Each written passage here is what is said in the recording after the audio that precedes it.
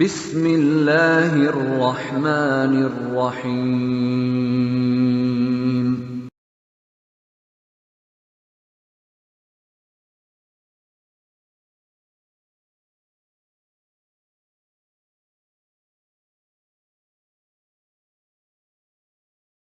ہمارے درمیان تشریف لائے ہیں، رونق افروز ہو چکے ہیں، مقدر عظیم آتا ہے، جان لطف عظیم آتا ہے، اہل محفل کو شادمہ کرنے فکر و فن کا شمیم آتا ہے۔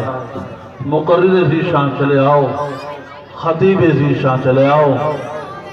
میں درخواست کروں اپنے احباب سے، سب مدرسے کے اندر تشریف لے آئیں، حضرت مفتی صاحب کا بیان شروع ہو رہا ہے۔ جو خلا ہو چکا ہے اس کو پورا کر لیا جائے، بیچ میں بہت خلا ہے، اس کو پر کر لیا جائے تو جلسہ گاہ کے اندر خوبصورتی پیدا ہوگی۔ السلام علیکم ورحمۃ اللہ وبرکاتہ۔ آگے آ جائیے، آپ لوگ آگے آ جاؤ، آگے آ جاؤ، پیچھے والے ادھر آ جاؤ۔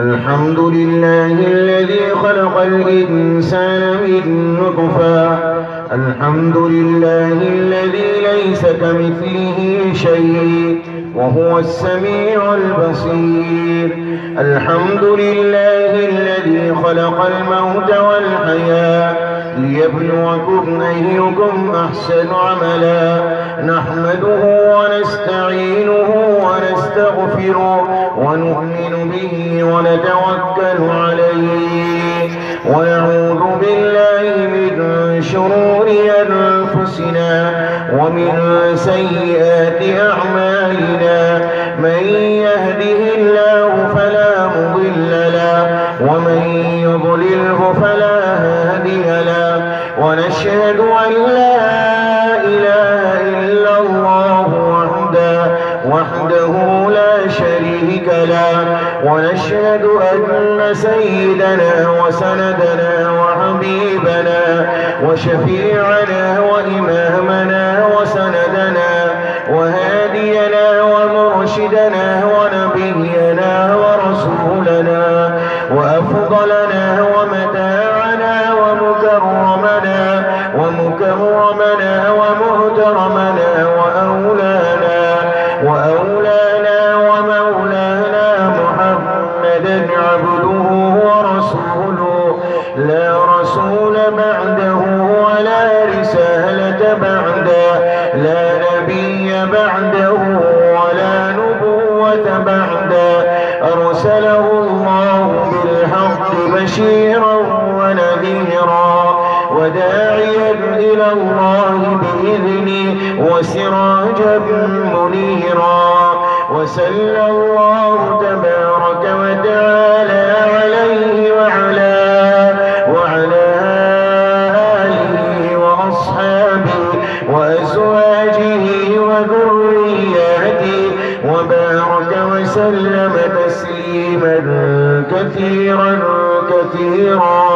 أما بعد، فأعوذ بالله من الشيطان الرجيم، بسم الله الرحمن الرحيم. وأما من خاف مقام ربه ونهى النفس عن الهوى فإن الجنة هي المأوى، صدق الله العلي العظيم. وقال النبي صلى الله تعالى عليه وسلم: كن في الدنيا كأنك غريب أو عابر سبيل، أو كما قال النبي صلى الله تعالى عليه وسلم. درود شریف پڑھ لیجیے ایک مرتبہ. اللهم صل على محمد النبي الأمي وعلى آله وسلم تسلیما كثيرا كثيرا كثيرا كثيرا. اللہ سے ڈرنے والوں کو طاقت سے ڈرانا مشکل ہے، جب خوف خدا ہو دل میں تو یہ قیصر و کسریٰ کچھ بھی نہیں. اسلام اگر منظور نہیں، قرآن اگر دستور نہیں، تو افسوس ہے اس آزادی پر یہ ملک و لشکر کچھ بھی نہیں۔ ہر شخص سے کہہ دو پیش کرے اخلاص و مروت کی دولت، کردار سے قومیں بنتی ہیں، افکار کے چکر کچھ بھی نہیں۔ عزت و احترام کے مستحق اکابر علماء کرام، محبتوں کے مستحق بزرگوں، نوجوانوں، پسی پردہ ماں اور بہنوں، پیارے بچوں، دین کی قیمتی اہم باتیں علماء کرام کی زبانی آپ کے روبرو آئیں۔ کائنات کا رب ان تمام باتوں کو اپنی بارگاہ میں قبول فرما لے، اور اللہ تبارک و تعالی ہمارے لیے ان باتوں کو ہدایت کا ذریعہ بنا دے، اللہ نجات کا، مغفرت کا ذریعہ بنا دے۔ ان باتوں پر میرے لیے اور آپ کے لیے عمل کرنا آسان فرما دے، اور میری اور آپ کی زندگی کو اللہ تبارک و تعالی سیدھے راستے پر ڈال دے۔ آئیے میرے پیارو، اللہ تبارک و تعالی کے قرآن کریم کی ایک آیت کریمہ تاجدار مدینہ کا، امام الانبیاء کا فرمان عالیہ آپ کے سامنے پیش کیا۔ میرے پیارو، اللہ تبارک و تعالی نے اس دنیا کے نظام کو چلایا اور بنایا، اور انسانوں کی رشد و ہدایت کے لیے 1,24,000 کم و بیش انبیاء اللہ نے اس دار فانی میں مبعوث فرمائے۔ اللہ تبارک و تعالی نے اس دنیا کے اندر 1,24,000 نبیوں کو اتارا۔ سب سے آخر میں میرے اور آپ کے سچے آقا امام الانبیاء تاجدار مدینہ تشریف لائے، اور میرے نبی نے ارشاد فرمایا، یہ دنیا کا ٹھکانہ عارضی، یہاں کا رہنا عارضی، یہاں کا کھانا عارضی، یہاں کی عزت عارضی، یہاں کی شہرت عارضی، یہاں سے جانے کے بعد اللہ اصلی ٹھکانہ دے گا، اللہ اصلی جنت دے گا، اللہ اصلی عزت دے گا، اللہ اصلی کھانے دے گا۔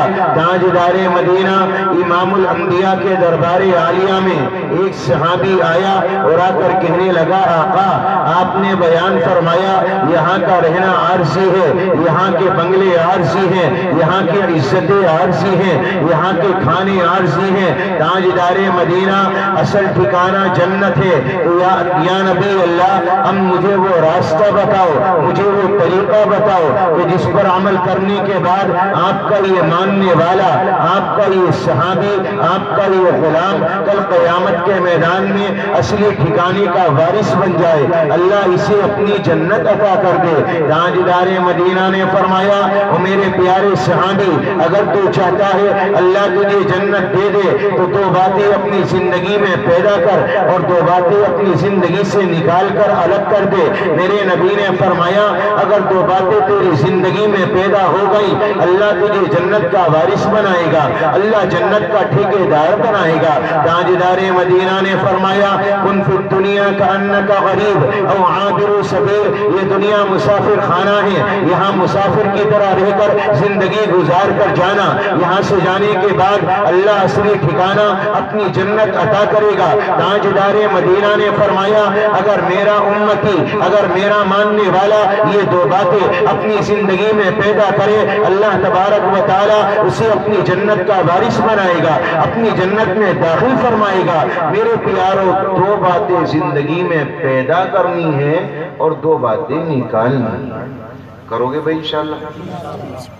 صرف دو باتیں۔ کون کون جنت میں جانا چاہتا ہے بتاؤ جلدی سے؟ سب جانا چاہتے ہیں؟ ماشاءاللہ، میں بھی دونوں ہاتھوں سے جانا چاہتا ہوں۔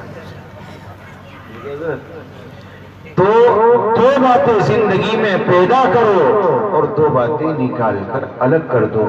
وہ دو باتیں کیا ہیں؟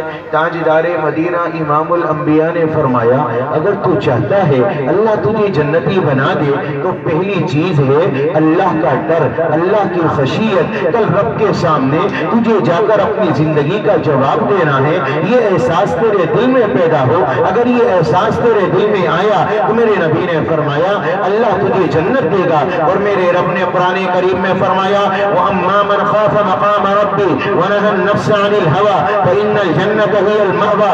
اس دنیا کے اندر جو اللہ کے سامنے کل قیامت کے میدان میں کھڑے ہونے سے ڈرتا رہا اور اپنے آپ کو اپنے نفس کو خواہشات سے بچایا، میرے رب نے فرمایا فإن الجنة هي المأوى، تو کل قیامت کا میدان ہوگا، جنت اس کا ٹھکانہ ہوگا. اللہ دولت دے تو بھی دل میں احساس ہو، اللہ غریب بنائے تو بھی دل میں احساس ہو، اللہ خوبصورتی دے تو بھی دل میں احساس ہو، اللہ تعالیٰ بدصورت بنائے تو بھی دل میں احساس ہو، اللہ عزت دے تو بھی دل میں یہ احساس پیدا کرو، اللہ ذلیل کرے تو بھی احساس پیدا کرو. اللہ نے گمنام بنایا تب بھی دل میں یہ احساس ہو، اللہ نے شہرت دی تب بھی دل میں یہ احساس ہو. کل قیامت کے میدان میں جا کر اپنی زندگی کے ایک ایک لمحے کا اللہ کو جواب دینا ہے. اور سچی بات تو یہ ہے 1,24,000 نبی آئے، آدم کے دل میں بھی یہ بات تھی، حضرت شیش کے دل میں یہ بات تھی.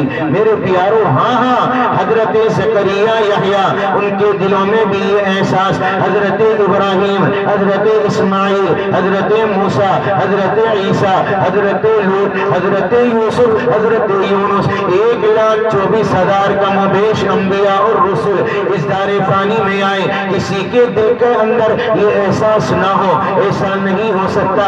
ہر ایک کے دل کے اندر یہ احساس موجود تھا. کل قیامت کے میدان میں جا کر اپنے رب کو اپنی زندگی کا جواب دینا ہے. اتنا ہی نہیں، اللہ نے سب سے اعلیٰ درجہ بنایا تاجدار مدینہ کا، میرے رب نے سب سے اعلیٰ مرتبہ بنایا امام الانبیاء کا. تاجدار مدینہ امام الانبیاء کے دل میں بھی یہ احساس تھا کل قیامت کے میدان میں جا کر اللہ کو جواب دینا ہے. آئیے میرے پیارو، ایک دن کا واقعہ، تاجدار مدینہ امام الانبیاء اپنی زوجہ محترمہ حضرت حفصہ کے گھر آرام فرما ہے اور رات کی تنہائی کا عالم، میرے نبی سوئے ہوئے ہیں حضرت حفصہ کے گھر میں، اور باہر صحن میں بیٹھ کر حضرت عبداللہ بن عمر نے قرآن پڑھنا شروع کیا، قرآن کی تلاوت شروع کی اور زبان مبارک پر آیت آئی کلا انہم عن ربہم یومئذ لمحجوبون. کل قیامت کا میدان ہوگا،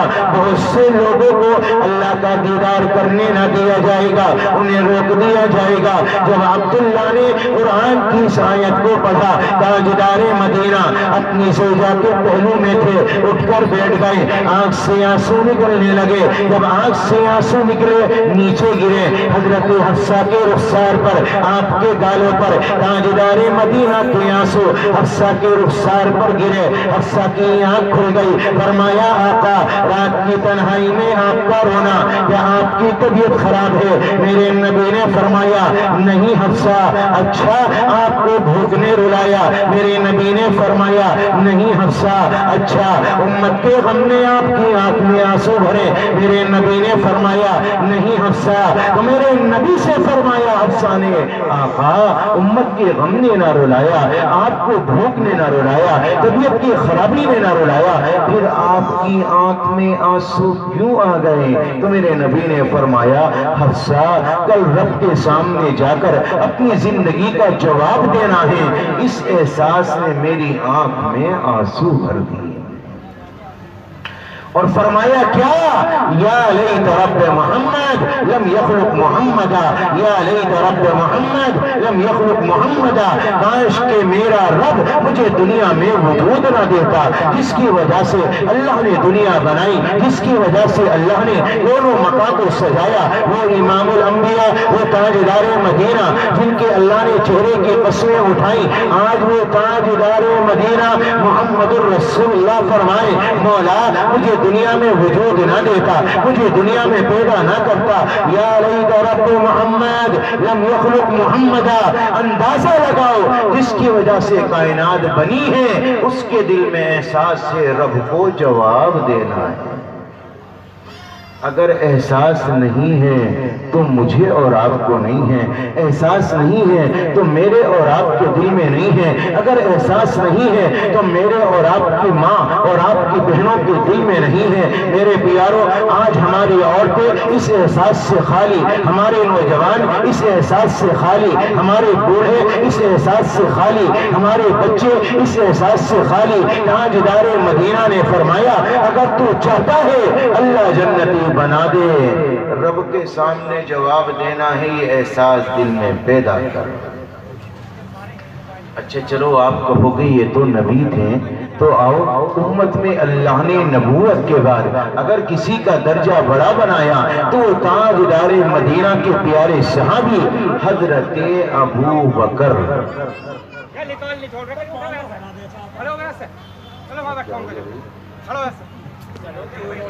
تاجدار مدینہ کے بعد سب سے اعلیٰ درجہ اللہ نے حضرت ابو بکر کا بنایا۔ کس کا بنایا بھائی؟ سب سے پہلے ایمان کون لے کر آیا؟ ابو بکر۔ اچھا یہ بتاؤ تاجدار مدینہ کا پہلا صحابی کون کہلایا؟ حضرت ابو بکر۔ 40,000 دینار جس نے میرے آقا کے قدموں میں رکھے وہ کون؟ حضرت ابو بکر۔ عامر بن مغیرہ کو جس نے آزاد کرایا وہ کون؟ حضرت ابو بکر۔ حضرت بلال حبشی کو جس نے آزاد کرایا وہ کون؟ حضرت ابو بکر۔ میرے پیاروں، ہجرت کی رات میں تاجدار مدینہ نے جس کے گھر پہ چل کر جسے دعوت کی ساتھ میں چلنے کی وہ کون؟ حضرت ابو بکر۔ اور ہجرت کی رات میں جس نے آقا کو اپنے کاندھوں پہ سوار کیا وہ حضرت ابو بکر۔ تاجدار مدینہ امام الانبیاء کو جس نے اپنی گود میں سلایا ہے وہ حضرت ابو بکر۔ جس نے سانپ کے ڈسنے کو برداشت کیا ہے وہ حضرت ابو بکر۔ تاجدار مدینہ امام الانبیاء محمد رسول اللہ صلی اللہ تعالی علیہ وسلم کی موجودگی میں جسے نبی نے امام بنایا ہے وہ کون ہے؟ حضرت ابو بکر۔ جسے قرآن نے والذی جاء بالصدق وصدق به اولئک هم المتقون کہا ہے وہ کون ہے؟ حضرت ابو بکر۔ ان هذا القرآن يهدي للتي هي اقوم۔ یہ ابو بکر میرے پیاروں، اذ هما في الغار اذ يقول لصاحبه لا تحزن ان اللہ معنا، یہ کون ہے؟ حضرت ابو بکر۔ اور تاجدار مدینہ امام الانبیاء نے فرمایا ابو بکر میں نے ساری دنیا کے لوگوں کا احسان ادا کر دیا لیکن تیرا نہیں کر سکا، تیرا نہیں کر سکا۔ کل قیامت کا میدان ہوگا، اللہ تیرے احسان کا بدلہ خود عطا کرے گا۔ تاجدار مدینہ نے فرمایا کل قیامت کے میدان میں جنت کے 8 دروازے جسے اپنی جانب پکاریں گے وہ کوئی اور نہ ہوگا حضرت ابو بکر۔ میرے نبی نے فرمایا کل قیامت کے میدان میں اللہ غیظ و غضب کے عالم میں ہوگا، اللہ غصے کی حالت میں ہوگا۔ میں ابو بکر کا نامہ اعمال لے کر اللہ کے دربار میں جاؤں گا، ابو بکر کا نامہ اعمال دیکھ کر اللہ کا غصہ ٹھنڈا پڑ جائے گا۔ اندازہ لگاؤ کیا شان ہے حضرت ابو بکر کی، اللہ کا غصہ ٹھنڈا ہوگا حضرت ابو بکر کا نامہ اعمال دیکھ کر۔ اور ایک بات اور بتاؤں میرے پیاروں، یہ تو وہ اعمال تھے جو ابو بکر نے اپنی مرضی سے کیے، ہجرت میں ساتھ چلے، تاجدار مدینہ کے غلام آزاد کرائیں، تاجدار مدینہ کے دربار میں مال پیش کیا، لیکن وہ اعمال جو ابو بکر اپنی مرضی سے نہیں کر سکتا تھا، اللہ کو ابو بکر اتنا پسند آیا، اتنا پسند آیا کہ ابو بکر کے وہ اعمال جو اس کے اختیار میں نہیں تھے اللہ نے وہ اعمال بھی نبی کے جیسے بنا دیا۔ عمر کا اختیار کسی بندے کو ہے بھائی، وہ کتنی لکھے؟ کس کو اختیار ہے؟ اللہ کو۔ تاجدار مدینہ امام الانبیاء کی عمر مبارک 63 سال، ابو بکر کی عمر 63 سال۔ تاجدار مدینہ امام الانبیاء جس دن پردہ فرما کر گئے وہ پیر کا دن تھا، ابو بکر جس دن دنیا سے گئے وہ پیر کا دن تھا۔ اتنا ہی نہیں، تاجدار مدینہ کو ایک جنازے میں جانے کا موقع ملا، واپس آئے، آپ کے سر میں شدید درد ہوا اور گھر پہنچتے پہنچتے وہ بخار میں تبدیل ہو گیا، آپ کی عمالت کے ایام شروع ہو گئے۔ ابو بکر کو بھی موت سے پہلے ایک جنازے میں جانے کا موقع ملا اور واپسی پر سر میں درد ہوا اور گھر پہنچتے پہنچتے وہ بخار میں تبدیل ہو گیا۔ اتنا ہی نہیں، تاجدار مدینہ امام الانبیاء جب دنیا سے پردہ فرما کر گئے تو حجرہ عائشہ کا تھا۔ ابو بکر جب دنیا سے گیا تو حجرہ عائشہ کا تھا۔ تاجدار مدینہ جب دنیا سے گئے تو گود عائشہ کی تھی۔ ابو بکر جب دنیا سے گیا تو گود عائشہ کی تھی۔ امام الانبیاء جب دنیا سے گئے تو مسواک چبا کر دی اما عائشہ نے۔ ابو بکر جب دنیا سے گیا تو مسواک چبا کر دی اما عائشہ نے۔ تاجدار مدینہ جب دنیا سے پردہ فرما کر گئے تو زبان پر جملے تھے اللہم بالرفیق الاعلی۔ ابو بکر جب دنیا سے گیا تو زبان پر جملے تھے اللہم بالرفیق الاعلی۔ اتنا ہی نہیں، جس چار پائی پر میرے نبی کو لٹایا گیا اسی چار پائی پر ابو بکر کو لایا گیا۔ جس چادر سے میرے نبی کے چہرے کو ڈھانپا گیا اسی چادر سے ابو بکر کے چہرے کو ڈھانپا گیا۔ اس سے آگے بڑھ کر میرے نبی کی بیٹیوں نے چکی پیسی، ابو بکر کی بیٹی نے بھی چکی پیسی۔ میرے نبی کے نواسے کو شہید کیا گیا، ابو بکر کے نواسے کو بھی شہید کیا گیا۔ میرے نبی کے نواسے کے سر کو نیزے پر لٹکایا گیا، ابو بکر کے نواسے کے سر کو بھی نیزے پر لٹکایا گیا۔ یہ ابو بکر وہ اعمال جو اپنے اختیار میں نہ تھے، اللہ نے وہ بھی نبی کے جیسے بنا دیا۔ کیا مقام ہوگا اس صحابی کا، اس اللہ کے بندے کا۔ میرے پیارو، یہ ابو بکر جس کے بارے میں نبی نے فرمایا ابو بکر تیرا حق میں ادا نہیں کر سکا، تیرا احسان میں ادا نہیں کر سکا، اللہ کل قیامت کے میدان میں کرے گا۔ وہ ابو بکر جسے جبریل سلام لے کر آئے اور جبریل کہے اللہ نے معلوم کیا ہے ابو بکر اس حال میں اللہ سے راضی ہے یا نہیں، یا نہیں، یا نہیں۔ آپ یہاں پر بیٹھے ہو اللہ کی رضامندی کے لیے، میں یہاں آیا کچھ کہنے کے لیے، اللہ کی رضامندی کے لیے۔ اور میرے پیارو، اللہ کے دربار میں یہ قبول ہو یا نہ ہو یہ اللہ جانے۔ ابو بکر وہ آدمی ہے جس سے اللہ خود کہتا ہے ابو بکر تو اللہ سے راضی ہے یا نہیں۔ اتنا بڑا صحابی کیا کہتا ہے جانتے ہو؟ مولا تو نے مجھے انسان کیوں بنا دیا؟ درخت کی ٹہنی بنا دیتا، کسی جانور کا چارہ بن جاتا، مجھے گھاس کا تنکا بنا دیتا، مومن کے بدن کا بال بنا دیتا، اور میں کل قیامت کے میدان میں آ کر تیرے سامنے کھڑے ہو کر جواب دینے کی طاقت نہیں رکھتا۔ تیرے سامنے آؤں گا، اپنی زندگی کا جواب کیسے دوں گا؟ وہ ابو بکر جس کے بارے میں نبی نے فرمایا ابو بکر ساری دنیا کل قیامت کے میدان میں کھڑی ہوگی، اللہ غیظ و غضب کے عالم میں ہوگا، تیرا نامہ اعمال واحد اللہ کے غصے کو ٹھنڈا کرے گا۔ اتنا بڑا آدمی ہے، دل میں احساس ہے رب کو جواب دینا ہے۔ میرے تمہارے اعمال کوئی نہیں، نمازوں کی پابندی کوئی نہیں، تہجد کی پابندی کوئی نہیں، پروانہ مزدہ کوئی نہیں، اللہ کی طرف سے پیغام کوئی نہیں، اس کے باوجود ہمارے دلوں میں بغض بھرا ہوا، ہمارے دلوں میں عداوتیں بھری ہوئی، ہمارے دلوں میں دشمنیاں، ہمارے دل پاک اور صاف نہیں۔ آج کا مسلمان اول تو سجدے کرتا نہیں ہے، اگر کرتا بھی ہے تو جھکتا کہیں اور سوچتا کہیں اور ہے۔ اس سے آگے بڑھ کر اگر سجدہ کرتے کرتے اللہ کے لیے کرنے لگا تو اپنے آپ کو بڑا اور سامنے والے کو حقیر سمجھنے لگا۔ اس سے آگے بڑھ کر دلوں میں عداوت، دلوں میں دشمنیاں، دلوں میں عجب اور خود پسندی۔ مجھے ایک بات تو بتاؤ، اگر کوئی مہمان آئے، اچھا مہمان آئے، آپ اپنے مکان کو صاف کرتے ہو، نئی چادر بچھاتے ہو، تولیہ لے کر آتے ہو، پرفیوم چھڑکتے ہو، خوشبو لگاتے ہو، مہمان بھی آئی بھی ہے، اپنے رب کو اپنے دل میں اتارنا چاہتے ہو، اس کے مقام کو اپنے دل میں بنانا چاہتے ہو، اس کی محبت کو اپنے دل میں اتارنا چاہتے ہو۔ اس دل میں کینہ ہوگا، اللہ کیسے آئے گا؟ اس دل میں بغض ہوگا، اللہ کیسے آئے گا؟ اس دل میں نفرتیں ہوں گی، اللہ کیسے آئے گا؟ میرے پیاروں ایک بات تو بتاؤ، جس دل میں گندگی بھری ہو اللہ پاک ہے، وہ پاک گندگی میں کیسے داخل؟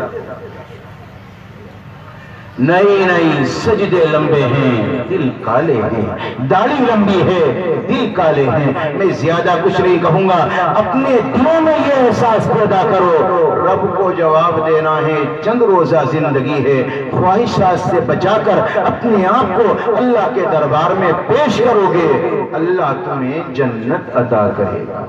کریں گے بھائی انشاءاللہ؟ ارے بھائی کرو گے نہیں کرو گے؟ کریں گے انشاءاللہ۔ تو پہلی چیز ہے یہ احساس کہ دل کے اندر اللہ کو جواب دینا ہے۔ تاجدار مدینہ نے فرمایا اگر تو چاہتا ہے اللہ تجھے جنتی بنا دے تو دوسری چیز ہے اچھے اخلاق، اپنی زبان کے بول کو میٹھا کر لے۔ اگر تیری زبان کے بول میٹھے ہو گئے اللہ تجھے جنتی بنا دے گا۔ لمبی لمبی نمازیں میرے نبی نے پڑھی تو اللہ نے جبریل کو اتارا، اور قرآن کہتا ہے یا ایھا المزمل قم اللیل الا قلیلا، کملی اوڑھنے والے پوری رات کھڑے ہونے کی ضرورت نہیں، تھوڑے کھڑے ہو لیا کرو، پاؤں سوج جایا کرتے ہیں۔ اللہ کے نبی نے اللہ کی یاد میں لمبی نمازیں پڑھی، رب نے روکا۔ امام الانبیاء امت کے غم میں روئے تو رب نے روکا، فلعلک باخع نفسک علی آثارہم ان لم یؤمنوا بهذا الحدیث اسفا۔ اس سے آگے بڑھ کر نبی نے سخاوت کے دروازے کھولے، اللہ کے نبی نے مال لٹایا، آہا اللہ نے آسمان سے جبریل کو اتارا اور میرے نبی کو روکا، ولا تبسطها كل البسط فتقعد ملوما محسورا۔ میرے نبی نے لمبی نمازیں پڑھی، اللہ نے روکا۔ تاجدار مدینہ نے امت کے غم میں آنسو بہائے، اللہ نے روکا۔ اللہ کے نبی نے سخاوت کے دروازے کھولے، اللہ نے روکا۔ لیکن ہاں جب نبی نے اخلاق کا نمونہ پیش کیا تو میرے رب نے فرمایا وَإِنَّكَ لَعَلَىٰ خُلُقٍ عَظِيمٍ، شاباش اور زیادہ کرو اور زیادہ کرو اور زیادہ کرو۔ جب نبی نے اخلاق دکھائے ہیں تو رب نے کمر تھپ تھپائی، کم کرنے کے لیے نہیں کہا۔ اچھا شہید جنت میں جائے گا نہیں جائے گا بھائی؟ جائے گا نا؟ نبی نے وعدہ فرمایا شہید کے لیے جنت ہے۔ عالم کا درجہ اس سے بھی بڑا، شہید وہ ہے جو اللہ کا دیدار مرنے سے پہلے پہلے دنیا میں کر لیتا ہے۔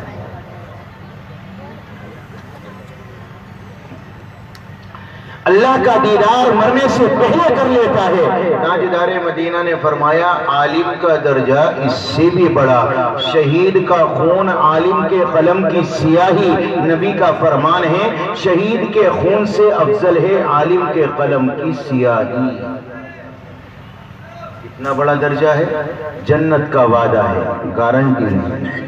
حافظ قرآن جنت میں جائے گا، وعدہ ہے، گارنٹی نہیں ہے۔ اللہ کے راستے میں جانے والے جنت میں جائیں گے، وعدہ ہے، گارنٹی نہیں ہے۔ تہجد پڑھنے والے جنت میں جائیں گے، وعدہ ہے، گارنٹی نہیں ہے۔ تاجدار مدینہ نے فرمایا میں گارنٹر ایک آدمی کا ہوں۔ فرمایا آقا کس کے؟ تہجد پڑھنے والے کے لیے؟ فرمایا نہیں۔ حافظ قرآن کے لیے؟ نہیں۔ عالم دین کے لیے؟ نہیں۔ تہجد پڑھنے والے کے لیے؟ نہیں۔ شہید کے لیے؟ نہیں۔ آپ کی محبت میں لٹنے والا؟ فرمایا نہیں۔ تاجدار مدینہ امام الانبیاء نے فرمایا انا زعیم فی اعلی الجنہ، میں جنت کے بیچوں بیچ ایک مکان لے کر دوں گا اور گارنٹر میں ہوں۔ فرمایا آقا کس کے گارنٹر ہو؟ نبی نے فرمایا جو دنیا میں اپنے اخلاق اچھے بنا لے اس کی گارنٹی میری ہے، میں جنت میں داخل۔ حافظ کے لیے گارنٹر نہیں بنے، عالم کے لیے گارنٹر نہیں بنے، شہید کے لیے نہیں بنے، اللہ کے راستے میں جانے والوں کے لیے نہیں بنے۔ گارنٹر بنے تو کس کے لیے؟ جس کے اخلاق اعلیٰ ہو، جس کی زبان کا بول میٹھا ہو، جس کی زبان میں مٹھاس ہو۔ میرے نبی نے فرمایا میں گارنٹر ہوں، وہ جنت میں جائے گا۔ ہماری نمازیں بڑی اچھی ہیں، اخلاق بڑے بڑے نہیں ہے بھائی؟ داڑھی بڑی لمبی، اخلاق بڑے بڑے، کرتا ٹوپی عمامہ میں نے لگا لیا، اخلاق زبان کے بول بڑے کڑوے کڑوے۔ میرے پیاروں ظاہر کا اچھا ہونا بڑی اچھی بات ہے، لیکن اصل زینت ہے اعلیٰ اخلاق، اعلیٰ اخلاق، اعلیٰ اخلاق۔ علم کی زینت اعلیٰ اخلاق، عالم کی زینت اعلیٰ اخلاق، انسانوں کی زینت اعلیٰ اخلاق۔ میرے پیاروں یاد رکھنا ایمان، اسلام، مومن، ایمان، ان تمام چیزوں کی زینت صرف اچھے اخلاق، اعلیٰ اخلاق بناؤ۔ میرے نبی گارنٹر ہیں، میرے نبی نے فرمایا میں جنت میں داخلہ لے کر دوں گا۔ نبی کے اخلاق کیسے تھے بتا دوں، واقعہ بتا دوں؟ ہو سننے کے موڈ میں نہیں؟ کچھ بول نہیں رہے کھنڈراولی والے، کیا بات ہے؟ سنو گے انشاءاللہ؟ تاجدار مدینہ کے دربار میں ایک یہودی مہمان آیا۔ کون آیا بھیا؟ یہودی، اپنا نہیں تھا، غیر تھا۔ اچھا محبت میں بھی نہیں آیا، نبی کو جانچنے آیا، نبی کو پرکھنے آیا، نبی کو دیکھنے آیا۔ شام کا وقت ہونے لگا تو اس نے اجازت طلب کی، اب مجھے اجازت دو، مجھے اپنے گھر جانا ہے۔ اچھا ہمارے یہاں کوئی مہمان آئے تو ہمارے کو سر ویسے ہی پھوٹ جاتے، لو ایک مہمان آیا 100 روپے کا خرچ اور بڑھا، جبکہ نبی نے فرمایا من کان یؤمن باللہ والیوم الآخر فلیکرم ضیفہ، جو اللہ پر قیامت کے دن پر ایمان رکھتا ہو اسے چاہیے کہ اپنے مہمان کا اکرام کرے۔ تاجدار مدینہ امام الانبیاء کے دربار میں یہودی مہمان ہے، اس نے اجازت طلب کی، تاجدار مدینہ نے منع کیا، فرمایا رات کا قیام کہاں کرو گے، سفر لمبا ہے، آج رات کا قیام اور رات کا کھانا ہمارے ذمے۔ وہ یہودی انکار کرنے لگا، تاجدار مدینہ نے اصرار کیا اور اس یہودی کو رکایا، اپنے گھر میں جو کچھ بھی تھا تاجدار مدینہ نے پیش کیا، اور آپ کے پاس 2-4 بسترے نہ تھے، 2-4 گدے نہ تھے، 2-4 چادریں نہ تھی، نبی نے اپنا بستر اٹھایا اور اس یہودی کے نیچے لگوایا۔ ہمارے یہاں مہمان آ جائے، اے سی اگر ایک لگی ہے تو میں اے سی میں سوؤں گا، مہمان نہیں سوئے۔ انویٹر ڈاؤن ہو جائے تو پنکھا میرا چلے گا، مہمان کا نہیں چلے گا۔ تاجدار مدینہ پر ایک تو نہیں، ایک ہی بستر ہے، وہ کس کے نیچے لگایا؟ یہودی کے۔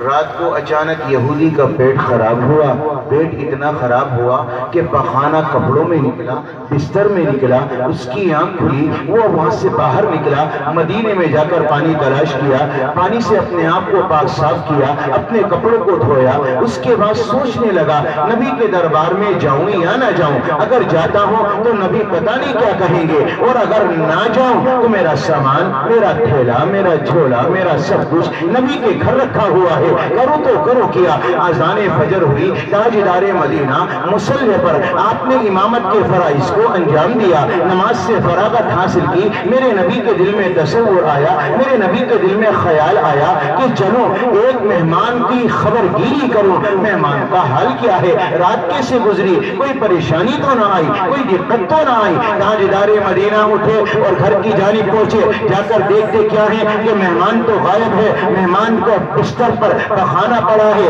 گندگی پڑی ہے۔ سچی بتانا میرے پیاروں، اگر مہمان اٹھ کر چلا جائے پخانہ کر کے تو کیا میری اور آپ کی زبانیں گالی دینے سے باز آئیں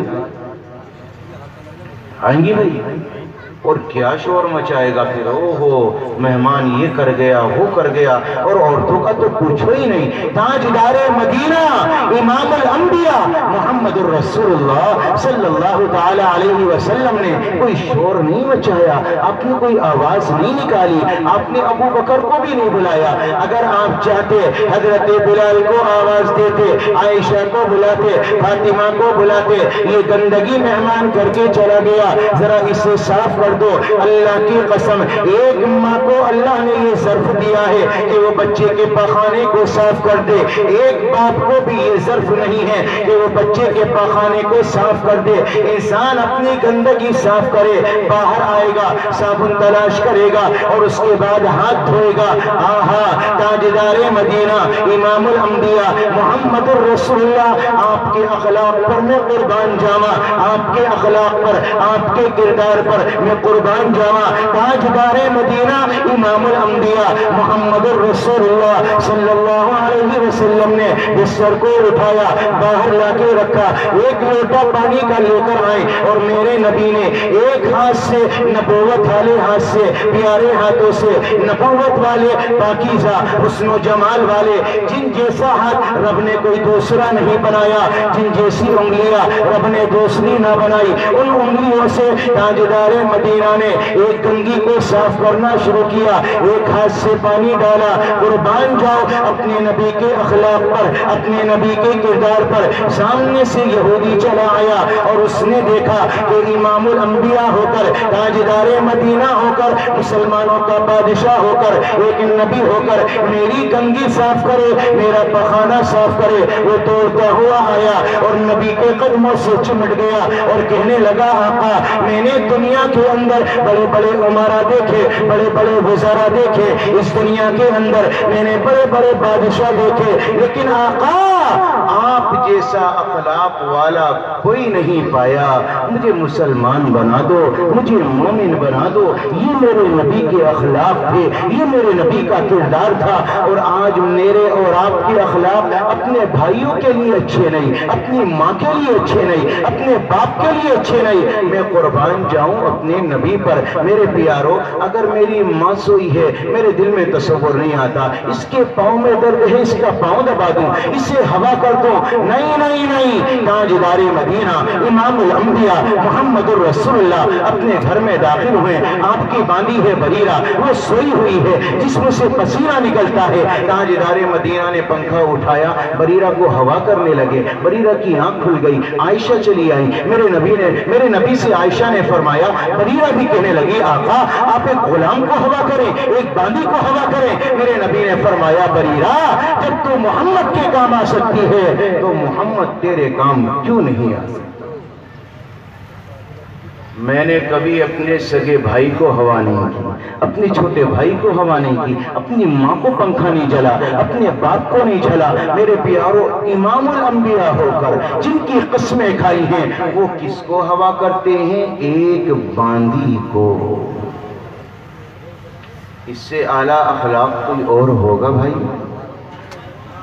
اللہ دکھانا چاہتا ہے، نبی بتانا چاہتے ہیں اعلیٰ اخلاق بناؤ، اور اعلیٰ اخلاق کی پہلی سیڑھی اپنے گھر سے اپنے باپ کے لیے اچھے ہو، اپنی ماں کے لیے اچھے بنو، اپنی بیوی کے لیے اچھے بنو، اپنی اولاد کے لیے اچھے بنو۔ تمہارے ماں باپ آج ڈرتے ہیں میری اولاد آ گئی، میرا بیٹا آ گیا، پتہ نہیں کس موڈ میں ہوگا۔ ایک ماں ڈرتی ہے میرا بیٹا آ گیا، پتہ نہیں کس موڈ میں ہوگا، جبکہ تاجدار مدینہ نے فرمایا اگر تو گھر میں جائے تو ایک محبت کی نظر اپنی ماں پر ڈالے، اپنے باپ پر ڈالے، اللہ ایک حج کی برابر ثواب عطا کرے گا۔ اور نبی نے فرمایا کاش کہ میرے ماں باپ زندہ ہوتے،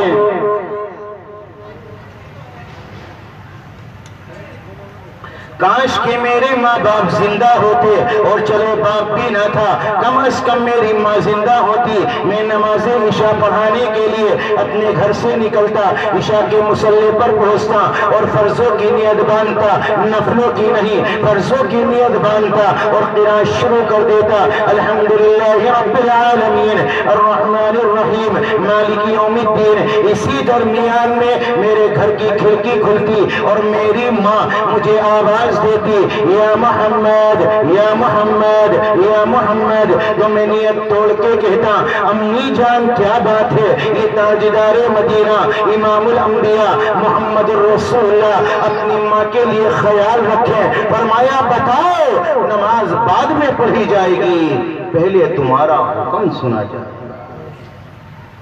اور ہمارے اخلاق ساری دنیا کے لیے اچھے ہو سکتے ہیں، لیکن ایک بیوی کے لیے ہمارے لیے دل میں یہ جذبہ نہیں مچلتا کہ میرے اخلاق اپنی اہلیہ کے لیے اچھے ہوں۔ تاجدار مدینہ نے فرمایا سب سے بہتر سب سے بہتر سب سے بہتر وہ ہے جو اپنی گھر والی کے لیے بہتر ہو، اپنی بیوی کے لیے بہتر ہو۔ تاجدار مدینہ نے فرمایا شوہر گھر میں داخل ہوا، اس نے بیوی کو مسکرا کر دیکھا، ایک بیوی نے اپنے شوہر کو مسکرا کر دیکھا۔ تاجدار مدینہ فرماتے ہیں زمین پر یہ دونوں مسکراتے ہیں، انہیں دیکھ کر آسمان پر اللہ مسکراتا ہے۔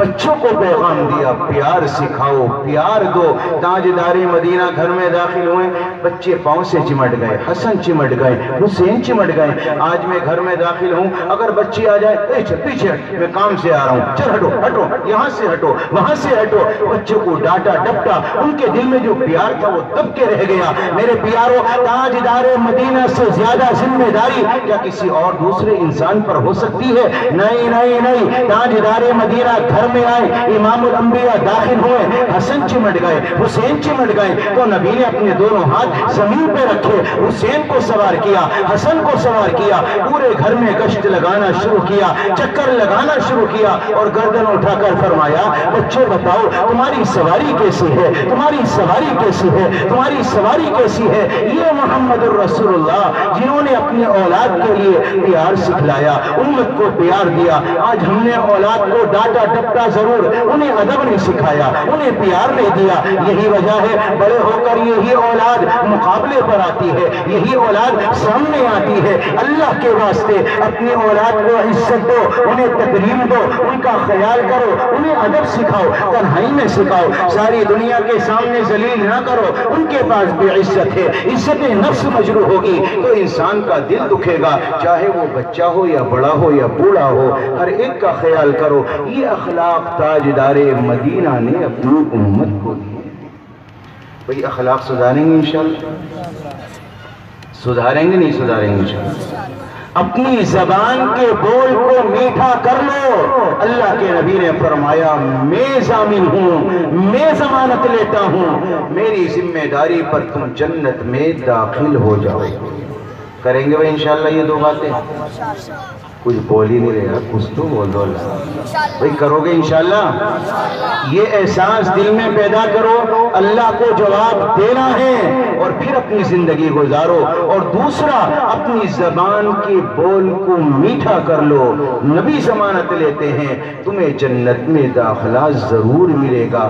اللہ مجھے بھی آپ کو بھی عمل کی توفیق عطا فرما دے، ان دونوں باتوں کو ہماری زندگی میں پیدا فرما دے۔ آمین یا رب العالمین۔ وآخر دعوانا ان الحمد للہ۔